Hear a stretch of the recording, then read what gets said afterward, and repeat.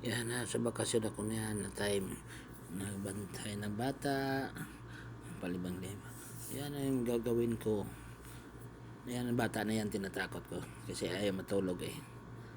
Kasi yung nanay niyan, may pinuntahan pati pa ang tatay niya. Ayan o.